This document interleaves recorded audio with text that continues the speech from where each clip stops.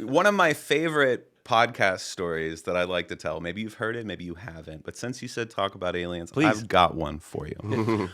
The story of Jim Sullivan. Are you guys familiar with Jim Sullivan? I am not.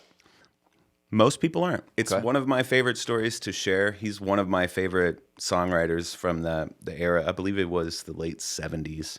But he released, he was known as Big Jim Sullivan in the 70s, right? He did a lot of stuff in Memphis, played a lot of like rock and roll, clunky guitar, very bluesy, very like kind of traditional bluesy. It was good, but it wasn't anything that you'd really write home about. And then one day he releases this record, and I'm kind of shortening the story a little bit, but he releases this record called UFO. And it was very psychedelic and very kind of Beach Boys meets blues rock. And it was very unique, very different. And blues rock may be the wrong genre to put it in, but since he came from that world, I'm liking it back. But he released this record called UFO. And then he went to, I believe it was Santa Rosa, New Mexico, to see a friend. Okay. Right? Stayed in a hotel, had a brand new 57, or a very new 57 Chevy, guitar in the back seat, suitcase full of cash and like masters to his next record.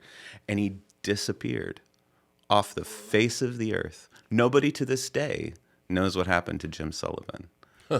And there's lots of theories out there. Even his wife, I mean, his label released years ago this little documentary. It's maybe like 10, 12 minutes on YouTube. I highly encourage you to check it out. Okay. About Jim Sullivan and this weird mystery that surrounds the end of his musical career where he just completely vanished out of thin air. Did the aliens get his masters?